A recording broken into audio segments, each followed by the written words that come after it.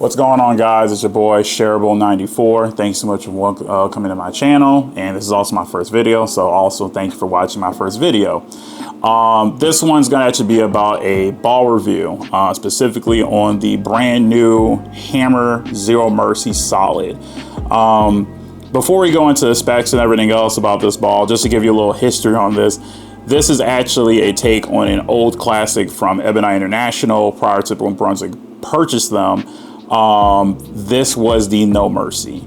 The No Mercy was a very, very popular lineup right alongside the Black Widow series back in the early 2000s. Sold really well, did really good, and it's kind of nice to see what they did with this ball in terms of bringing it back. Also, this brought in the next generation too as well, which is HK22C Square, which is just, I believe, just an extra additive of what HK22 was, just a little bit more, I believe. I'm not sure, don't come at me in the comments, but it is, again, an unveiling of the next gen cover stock technology within the B7 lineup for their higher performance arsenal, which is kind of nice. So let's go ahead and get into the core numbers. For 15 pounds, RG 2.524, differential 0.53, and an intermediate, and this one's the hefty one, 0.020, so 0.20. This ball moves left, and it goes left quick. And I'm talking Ricky Bobby left. This thing is going to move because I believe for myself personally, my arsenal, that's the leading intermediate ASIM would be the one Reverb over here, and just the one series in general. I think that one's like a 0.027. If I'm incorrect, I'll go ahead and just post something in there up top or somewhere around it if I was wrong. But anyways, where do I see this ball falling well within me personally in my lineup and my arsenal? Well, kind of what you see here. If you want to stay with the big ASIM covers, cores, the big ASIM balls here, here's kind of what I like to lead off with. This ball by itself, just going off the bat, if I ever need something to go. If I have some transition wise that I need something to smooth out, but still be early and read the fronts, this ball's good. The Track Paragon Shadow.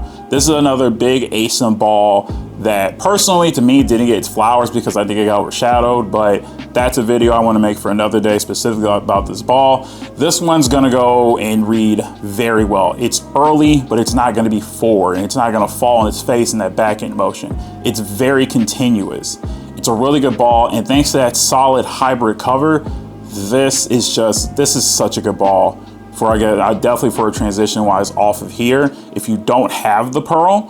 Now let's say that it's still a little fried in that back end motion, or it's just reading a little too aggressively. I would say the next step you could take, and personally this is just me with how I like to throw and how I like to play, you could go down, a whole nother step, go down to a Widow, you could go out to a Hazmat Pearl, which I have, GB5 Pearl, but I would say if you want to stick with moving left a little bit more and kind of playing that big hook area or having something just to bite in that back a little bit more and continue through the pocket, the one Reverb. I really like this ball. I love this ball. I have a video coming out later actually about this ball too as well, and throwing it. But that's kind of what I look at right now between these three and what I kind of like between them within the B7 lineup. Hey, anyway guys, thank you so much for watching the video. Right now we're about to go hit the lanes, throw some shots with the Zero Mercy Solid, and let me know what you think in the comments if this is your favorite ball.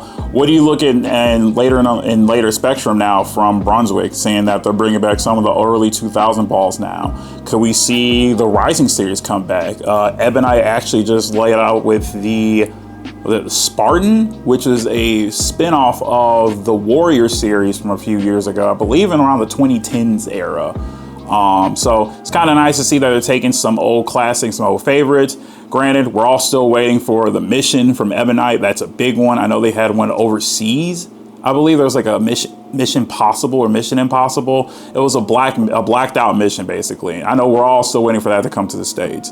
So that's a really popular ball we're looking to see come back.